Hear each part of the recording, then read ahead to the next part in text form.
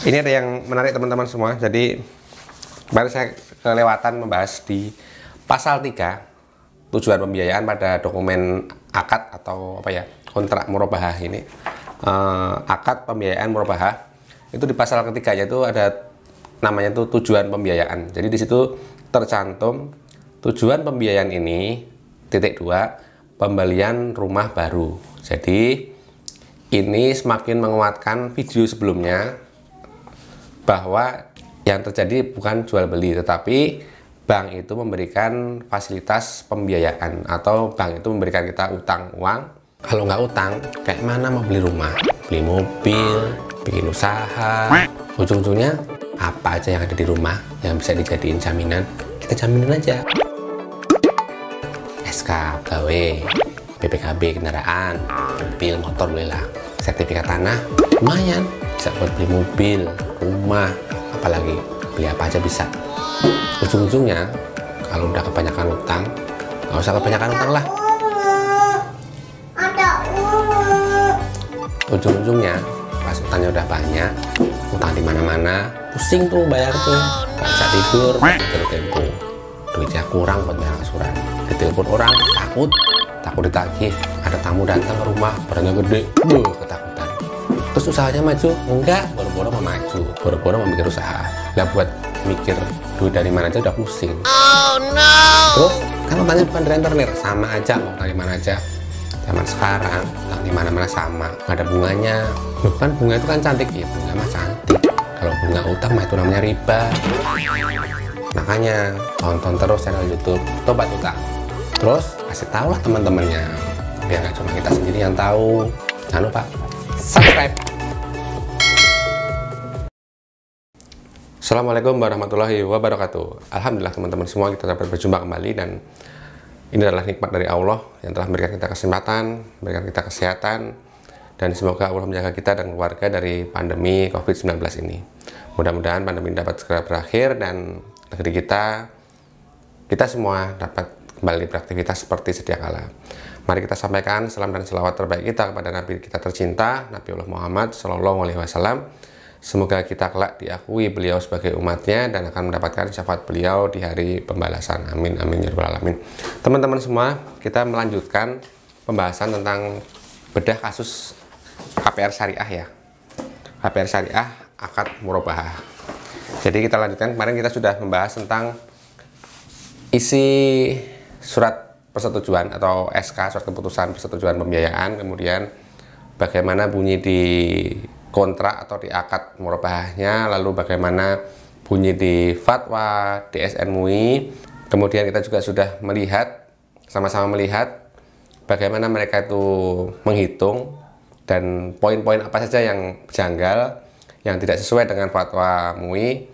Kita sudah melihat bersama. Bagi teman-teman yang belum melihat, silakan lihat di tayangan sebelumnya, silakan melihat di video sebelumnya yang part 1. Ini adalah part kedua. Untuk yang part kedua ini kita lanjutkan teman-teman semua. Kita mulai lagi masuk ke kontrak ya. Kita masuk ke kontrak, dokumen kontrak. Nanti saya akan coba masuk lagi ke fatwanya seperti apa. Ini ada yang menarik teman-teman semua. Jadi baru saya kelewatan membahas di pasal 3 tujuan pembiayaan pada dokumen akad atau apa ya, kontrak murabahah ini. Akad pembiayaan murabahah itu di pasal ketiga yaitu ada namanya itu tujuan pembiayaan. Jadi di situ tercantum tujuan pembiayaan ini titik 2 pembelian rumah baru. Jadi ini semakin menguatkan video sebelumnya bahwa yang terjadi itu bukan jual beli, tetapi bank itu memberikan fasilitas pembiayaan atau bank itu memberikan kita utang uang dan kita diberikan waktu tenggat untuk mengembalikan, namun jumlahnya berbeda. Dan yang aneh, berdasarkan akad ini itu di situ ada simulasi tentang harga rumah, kemudian DP-nya berapa, lalu keuntungan bank berapa, dan harga jual bank berapa. Padahal apa? Di sini tercantum jelas tujuan pembiayaan adalah untuk pembelian rumah baru, bukan jual beli rumah baru. Jadi akad ini tidak pernah membahas tentang jual beli rumah. Padahal teman-teman, kalau kita melihat di fatwa MUI ini akan saya bacakan dan nanti akan kita bandingkan dengan apa yang tadi terjadi atau apa yang tertulis di dokumen kontrak. Dokumen kontrak ini adalah merupakan landasan atau apa ya, pedoman dalam transaksi ini. Jadi transaksi ini semuanya diatur di dokumen ini. Sehingga kalau dokumen ini ada yang aneh, tidak sesuai dengan fatwa MUI, maka kita perlu bertanya apakah ini sudah syar'i atau belum. Ini ya di poin kedua. Di poin kedua pada diktum menetapkan ya teman-teman semua. Ini saya bacakan. Ketentuan murabahah kepada nasabah ini bagi ketentuan bagi nasabah. Pertama, nasabah itu mengajukan permohonan dan janji pembelian suatu barang atau aset kepada bank. Jadi awalnya itu nasabah ini dia mendatangi bank. Jadi awal cerita kalau mau KPR itu syariah adalah nasabah ini datang ke bank, kemudian mengajukan permohonan kepada bank untuk menyediakan sebuah rumah. Rumahnya nanti kita bisa di situ memberikan kriteria, rumahnya kriterianya seperti ini, luasnya sekian, bangunannya sekian, mungkin fasad depannya seperti apa, itu nanti kita silakan ngomong ke bank. Lalu kita juga berjanji kepada bank bahwa nanti ketika bank itu sudah mendapatkan rumah tersebut, maka kita akan membeli. Kemudian yang nomor 2-nya, jika bank menerima permohonan tersebut, ia harus membeli terlebih dahulu aset yang dipesannya secara sah dengan pedagang. Jadi kalau kemudian bank itu menyetujui permohonan kita, maka bank itu harus membeli terlebih dahulu rumah itu kepada developer atau kepada penjualnya. Jadi bank itu mencari dulu sesuai kriteria yang kita inginkan, kemudian dia membelinya. Lalu poin ketiganya adalah bank kemudian menawarkan aset tersebut kepada nasabah dan nasabah harus menerima atau membelinya sesuai dengan janji yang telah disepakatinya. Di sini ada kata-kata bank kemudian menawarkan aset. Kenapa kok ditawarkan aset? Karena kemarin ketika nasabah itu datang ke bank, itu kan dia sedang dalam proses pesan. Jadi dia mohon untuk dicarikan rumah dan di situ belum terjadi jual beli. Karena apa? Karena jual beli yang sah itu adalah jual beli ketika si penjual itu memiliki barang yang dijual. Jual beli yang sah itu adalah jual beli ketika si penjual itu memiliki barang yang dijual. Dalam konteks KPR syariah, maka barang yang dijual adalah rumah, dan yang berhadapan dengan nasabah ini kan harusnya kan banknya ini. Jadi bank ini seolah-olah sebagai penjual. Penjual itu harus menjual suatu barang yaitu rumah. Sementara kan ini bank ini belum punya rumah. Jadi bank ini harus membeli terlebih dahulu rumah dari developer atau pemilik rumah pertama gitu. Jadi bank itu harus membeli dulu, baru setelah itu bank itu berlaku sebagai penjual. Makanya di sini ada kata-kata bank menawarkan aset. Jadi setelah dia dibeli oleh bank, kemudian bank itu mengulangi lagi tawarannya kepada si nasabah. Jadi setelah itu bank itu akan menawarkan kepada si nasabah, apakah Anda atau saudara ini serius atau jadi atau deal membeli rumah yang ada ini, rumah yang telah kami beli ini. Jadi bank sudah punya rumah atas nama bank sendiri, kemudian ditawarkan kepada pembeli. Pembeli sebetulnya bisa punya hak untuk mengatakan ya atau tidak, tetapi di sini di fatwa ini karena untuk menjamin supaya tidak ada kerugian di pihak bank sebetulnya. Jadi di situ nasabah itu wajib menerima karena dia yang pesan itu dia sesuai dengan janji. Dan di sini dalilnya adalah karena secara hukum janji tersebut mengikat. Jadi dalilnya di situ. Padahal sebetulnya kalau mau diingkari juga boleh. Ketika kita pesan kemudian orangnya itu sudah mendatangkan barangnya, sudah membeli barangnya, kemudian dia menawarkan kepada kita, lalu kita mengingkari atau kita membatalkan, itu sebetulnya boleh. Dalam jual beli ini, bank dibolehkan meminta nasabah untuk membayar uang muka saat menandatangani kesepakatan awal pemesanan. Jadi di sini bank itu boleh untuk menarik DP dari nasabah. Ini benar teman-teman, kalau yang kejadiannya seperti ini benar. Masalahnya yang seperti yang saya ungkapkan pada video sebelumnya atau di video-video lain tentang kredit yang bermasalah itu adalah nasabah itu tidak pernah membayarkan DP kepada bank. Tetapi nasabah itu membayarkan DP atau down payment-nya itu kepada developer atau pemilik rumah sebelumnya, pemilik rumah pertama. Padahal apa? Padahal yang namanya jual beli itu meskipun sebatas dibayar DP itu sudah terjadi transaksi jual beli sah. Meskipun belum lunas, itu sudah sah. Artinya apa? Ketika saya kemarin sudah membayar DP itu kepada developer, itu barang rumah itu sudah menjadi milik saya. Jadi ketentuan bahwa bank ini menjual kepada nasabah itu sudah tidak berlaku lagi. Karena apa? Karena rumahnya sudah menjadi milik saya gitu. Termasuk teman-teman nanti yang kisahnya seperti saya juga posisinya sama. Rumah itu sudah menjadi milik teman-teman semua. Rumah itu bukan lagi objek jual beli tersebut. Nanti akan dibuktikan dengan bunyi akad di sini. Jadi akad ini sebetulnya banyak sekali hal-hal yang kontra dari sisi isi pasal per pasalnya, kemudian di cross check atau di konfrontir dengan fatwamu ini banyak sekali yang tidak selaras. Kita balik ke sini dulu teman-teman. Kita balik ke realisasi ini ya tentunya. Kita balik ke sini. Terkait dengan tadi yang masalah tata caranya tadi yang disebutkan oleh fatwa tadi, bahwa urutannya itu adalah nanti nasabah itu mengajukan kepada bank, kemudian bank mencarikan barangnya, kemudian setelah didapatkan barangnya kemudian ditawarkan kembali kepada si nasabah. Kemudian di situ nasabah itu pada kasus ini diharuskan untuk menerima tawaran tadi. Karena apa? Karena dia yang memesan. Lalu kemudian kalau kita lihat di kontraknya ini di pasal 5 tentang realisasi pembiayaan. Jadi bukan realisasi jual beli tapi realisasi pembiayaan. Di situ tercantum nih teman-teman semua, menandatangani akad pembiayaan murabahah sebesar 194 juta sekian. Akad apa? Pembiayaan murabahah, bukan akad jual beli murabahah, bukan. Kemudian poin B-nya, uang muka berupa kwitansi atau setoran ke rekening saudara. Saudara itu maksudnya adalah nasabah atau saya gitu. Sebesar 55 juta sekian. Telah diserahkan ke bank syariah yang berkedudukan di kota tertentu gitu. Ini teman-teman, sampai di sini ini yang mau saya komentari dulu adalah yang poin B. Uang muka disetorkan kepada rekening saya yang ada di bank tersebut. Padahal teman-teman semua, uang muka ini tidak pernah saya setorkan di situ. Uang muka ini saya setorkan kepada si developer. Poin yang muncul di dokumen kontrak ini itu adalah untuk menjembatani maksud yang ada di fatwa DSN MUI tadi, bahwa DP itu dibayarkan kepada bank. Bank boleh menarik DP di awal sebagai jaminan jaminan supaya kita serius itu. Tapi masalahnya statement yang tercantum di dokumen ini keliru, nggak sesuai dengan faktanya. Karena apa? Karena saya tidak pernah membayar DP itu kepada bank syariah.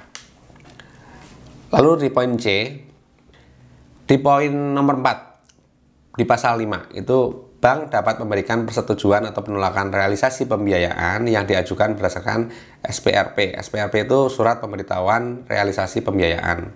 Apabila berdasarkan penilaian bank tidak sesuai dengan ketentuan dalam akad ini. Jadi di situ bank itu punya hak untuk menolak ataupun menyetujui pembiayaan. Pasal 6 teman-teman, ini saya tuh pengen ngajak teman-teman tuh untuk tajam melihat isi atau substansi dari akad-akad yang kita tanda tangani. Dulu saya teman-teman, saya termasuk orang yang nggak peduli. Jadi ketika udah dengar kata-kata syariah, udah saya ikut aja. Isinya apa nggak pernah saya perhatikan. Suruh tanda tangan, saya tanda tangan. Ternyata setelah saya baca lebih dalam, saya cross check dengan bunyi di fatwanya seperti apa, itu berbeda jauh. Kemudian di sini ada di dokumen kontrak ini teman-teman, ini ada namanya kuasa membeli tanah dan bangunan. Jadi tadi ada kuasa membeli tanah dan bangunan. Kenapa kok ada kuasa? Seharusnya kalau berdasarkan fatwa tadi kan bank itu harus membeli terlebih dahulu rumah yang kita inginkan. Tetapi memang diperbolehkan seseorang yang diminta pertolongan oleh orang lain untuk memberikan barang itu boleh kemudian meminta balik atau justru kita memberikan kuasa kepada si orang yang membutuhkan barang tadi untuk membeli sesuatu itu atas nama kita yang diminta pertolongan tadi. Jadi dalam kasus KPR, nasabah ini meminta pertolongan kepada bank syariah untuk membelikan rumah bagi si nasabah. Bank karena mungkin banyak kesibukan dan dia menghindari hal-hal yang tidak diinginkan, semisal nanti tipe rumahnya sudah dibeli ternyata nasabahnya tidak senang, maka bank ini memberikan kuasa kepada si nasabah bertindak atas nama bank, membeli tanah dan bangunannya itu atas nama bank. Itu sebetulnya intinya surat kuasa membeli tanah dan bangunan itu adalah itu. Di sini ada tulisan kuasa membeli tanah dan bangunan nomor sekian sekian sekian garis miring tahun sekian garis miring WKLH. WKLH itu adalah wakalah yang kemarin saya sebutkan. Nanti di video yang lain akan saya bahas tentang wakalah ini, karena apa, nanti teman-teman ketika mengajukan klaim atau mengajukan protes atas isi dari akad murabahah ini, biasanya mereka nanti akan membenturkan kita kepada yang namanya wakalah. Wakalah itu apa, nanti akan saya bahas di video yang lain. Teman-teman harus tahu tentang wakalah ini, karena apa, belum tentu si bank ini, petugas di bank ini tahu betul tentang makna wakalah itu. Jadi mereka cuma sekedar mungkin menjalankan perintah dari atas. Ketika ada orang yang protes, silahkan dibenturkan dengan akad wakalahnya. Jadi seolah-olah wakalah itu adalah mengunci kita, padahal enggak, sama sekali enggak. Nanti akan saya jelaskan di video yang lain. Di sini penerima kuasa diberi hak, penerima kuasanya adalah saya teman-teman, yang memberi kuasa adalah bank. Penerima kuasa diberi hak dan wewenang untuk menghadap penjual, developer, instansi-instansi yang terkait, pejabat yang berwenang, memberikan keterangan-keterangan dan penjelasan-penjelasan, mengambil dan menerima formulir, mengisi formulir, melengkapi, menandatangani segala dokumen yang diperlukan, melakukan pembayaran, menerima dan menandatangani kwitansi-kwitansi, membuat dan menandatangani semua surat-surat dan akte atau akta jual beli dan surat-surat atau dokumen lainnya, membayar pajak-pajak yang ada sehubungan dengan pembelian dimaksud, menerima akta jual beli, sertifikat, dan dokumen-dokumen lainnya yang merupakan kelengkapan dari transaksi jual beli untuk selanjutnya diserahkan kepada pemberi kuasa atau bank syariah tadi, dan melakukan hal-hal yang dianggap perlu oleh penerima kuasa dan berguna agar maksud dan tujuan pemberi kuasa ini tersebut di atas dapat terlaksana dengan baik. Teman-teman, ini di sini ada kata-kata kita diberikan hak untuk membayar pajak-pajak yang ada hubungannya dengan pembelian dimaksud. Kemarin saya sudah membahas masalah BPHTB yang harusnya dibayar oleh pihak bank. Jadi harusnya dari developer itu pindah ke bank, bank itu membayar BPHTB. Kemudian bank itu menjual ke kita, maka bank itu membayar PPh dan saya membayar BPHTB. Kenyataannya teman-teman, BPHTB itu cuma dibayarkan sekali. Yang bayar siapa? Yang bayar adalah saya. Bank tidak pernah memberikan duit kepada saya, tidak pernah memberikan uang kepada saya untuk membayar pajak tersebut. Jadi poin pertama itu tadi, bank tidak pernah memberikan saya uang untuk membayar pajak BPHTB tersebut. Tetapi apa? BPHTB itu ditanggung oleh saya itu untuk pembelian saya kepada developer sebetulnya. Jadi kalau sesuai dengan fatwa nomor 4 tahun 2000 ini, harusnya BPHTB itu dibayarkan dua kali. Pertama adalah BPHTB ketika bank memperoleh dari developer, dan yang kedua adalah ketika saya membayar atau saya membeli dari bank, itu saya membayar BPHTB. Tetapi nyatanya tidak, BPHTB cuma dibayar sekali dan itu yang membayar adalah saya. Jadi bank itu memberikan kuasa kepada saya untuk membeli, tetapi bank tidak pernah memberikan saya uang untuk membeli. Itu teman-teman semua isinya. Nanti saya akan bahas lagi masalah wakalah ini, seru teman-teman kalau nanti teman-teman paham masalah wakalah. Insya Allah nanti ketika teman-teman ingin meluruskan akad-akad yang batil selama ini dengan bank syariah, insya Allah teman-teman akan punya argumen yang tepat untuk memberikan penjelasan kepada mereka. Kemudian teman-teman semua, saya ingin membahas masalah, masih ada di sini juga, masih ada di dokumen kontrak ini juga, itu masalah agunan teman-teman. Jadi di sini ini di pasal 10, kebetulan di sini adalah pasal 10, tercantum segala harta kekayaan nasabah, baik yang bergerak maupun yang tidak bergerak, baik yang sudah ada maupun yang akan ada di kemudian hari, maksudnya hari ini belum ada tapi nanti kita punya itu, menjadi jaminan bagi pelunasan seluruh hutang nasabah yang timbul karena akad ini. Jadi teman-teman, selama ini kita punya suatu mindset, punya suatu pemahaman bahwa rumah itu menjadi agunan, menjadi jaminan. Padahal kalau dibunyi kontrak ini, itu sebetulnya yang dijadikan agunan itu tidak terbatas pada rumah itu, tapi apa? Baik yang bergerak maupun yang tidak bergerak, artinya mobil pun bisa jadi nanti bisa jadikan jaminan ketika pelunasan kita kurang. Baik yang sudah ada ataupun yang belum ada, yang adanya nanti di kemudian hari, artinya hari ini mungkin kita cuma punya rumah itu, rumah KPR itu. Kemudian nanti 5 tahun lagi kita punya mobil. Mobil itu bisa jadi nanti akan menjadi agunan juga. Artinya apa? Agunannya tidak terbatas pada barang yang kita beli ini. Jadi apa? Rumah itu sertifikatnya dipegang oleh bank, hak tanggungan itu bukan karena rumahnya itu masih milik bank, tidak sama sekali, tapi apa? Karena bank itu memberikan utangan uang kepada kita, kemudian kita ini disuruh mengembalikan pada jangka waktu tertentu. Nah, dalam jangka waktu tertentu itu, supaya bank ini mendapatkan kejelasan atau mendapatkan keyakinan bahwa kita tidak akan wan prestasi, maka bank memerlukan agunan, dan agunannya adalah rumah tadi. Jadi apa? Rumah itu sebetulnya bukan satu-satunya agunan kita. Dan rumah itu sertifikatnya dibawa oleh bank, bukan karena itu masih miliknya bank, bukan. Tetapi karena apa? Karena digunakan oleh bank sebagai keyakinan mereka, pegangan mereka supaya kita itu serius untuk mengembalikan utang tadi. Kalau kita lihat di fatwa MUI teman-teman semua, nih tentang utang murabahah. Jadi secara prinsip penyelesaian utang nasabah dalam transaksi murabahah itu tidak ada kaitannya dengan transaksi lain yang dilakukan nasabah dengan pihak ketiga atas barang tersebut. Jika nasabah itu menjual barang atau menjual kembali barang tersebut dengan keuntungan atau kerugian, ia tetap berkewajiban untuk mengembalikan utangnya kepada bank. Sama seperti yang saya jelaskan tadi, bahwa dalam konteks ini sebenarnya pasal ini pun juga sinkron antara yang diakad dengan yang di fatwa MUI, bahwa apa?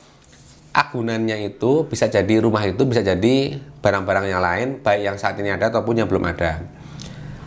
Hubungan kita dengan bank itu adalah pinjam uang.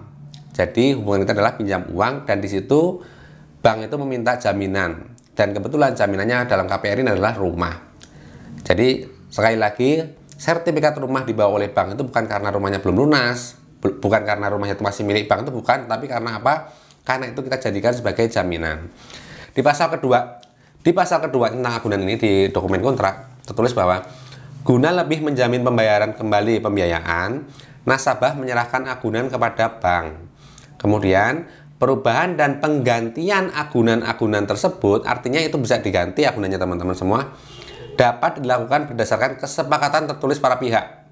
Jadi para pihak boleh membuat kesepakatan untuk mengganti agunan tersebut.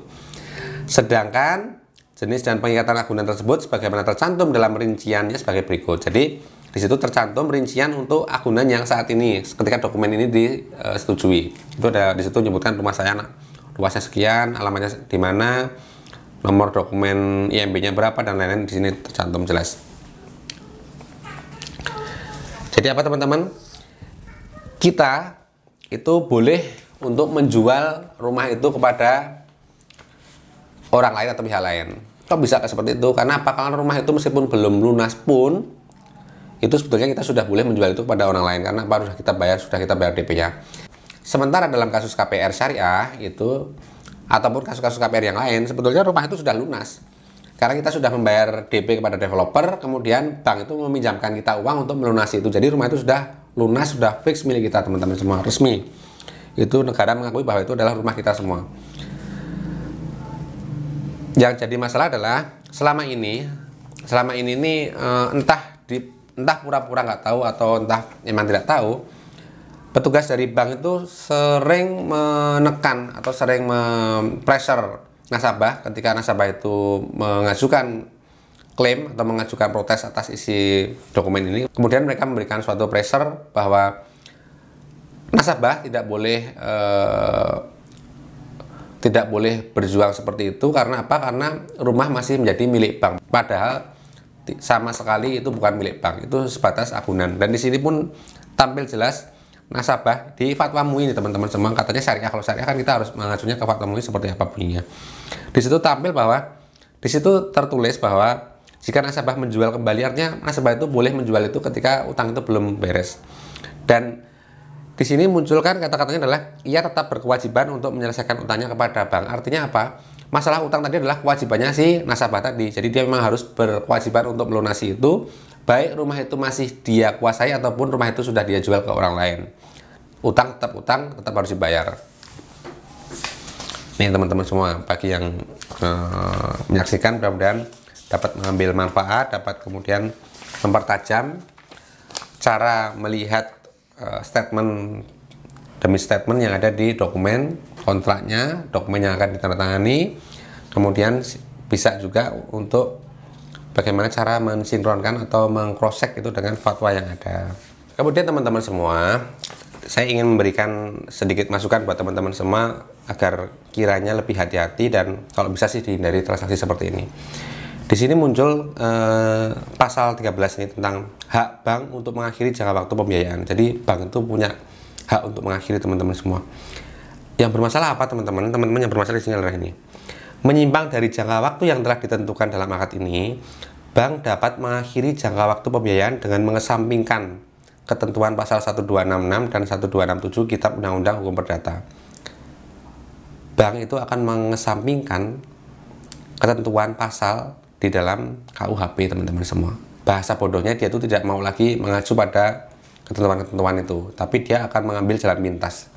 Ini akan menjadi bumerang buat teman-teman semua ketika teman-teman itu tanda tangan kontrak atau menyetujui akad murabahah yang seperti ini. Karena apa, nanti suatu-waktu ketika teman-teman prestasi, misalnya pun teman-teman ingin memperjuangkan ini dengan cara yang baik, dengan cara yang prosedur yang benar, itu sewaktu-waktu bank ini dapat kemudian menjual aset yang kita agunkan tadi itu tanpa prosedur yang selama ini kita bayangkan. Yang kita bayangkan selama ini, kalau ada proses lelang itu, misalnya bank itu akan mengambil alih aset kita itu, dia menggunakan tahapan-tahapan. Jadi nanti akan ada pemberitahuan, kemudian akan dinilai terlebih dahulu akunannya berapa, kemudian akan diusulkan untuk dilelang, diumumkan dan sebagainya. Tetapi dengan adanya poin-poin seperti ini membuka kemungkinan sewaktu-waktu aset yang kita agunkan tersebut itu langsung dapat dijual secara sepihak oleh bank. Ini hati-hati teman-teman semua, karena ini akan sangat merugikan teman-teman semua. Mungkin sampai di sini teman-teman semua untuk bahasan tentang murabahah ini. Nanti akan kita sambung dengan bahasan-bahasan yang lain. Dan jangan lupa subscribe teman-teman semua, nanti akan ada pembahasan tentang wakalah. Jadi teman-teman yang punya kaitan atau punya hubungan dengan KPR Syariah harus tahu yang namanya wakalah. Nanti akan kita bahas di lain kesempatan. Terima kasih. Apabila ada salah, saya mohon maaf. Dan tentunya apabila ada hal yang benar, ada yang bermanfaat adalah dari Allah. Dan apabila ada kesalahan adalah murni dari saya. Terima kasih. Wassalamualaikum warahmatullahi wabarakatuh.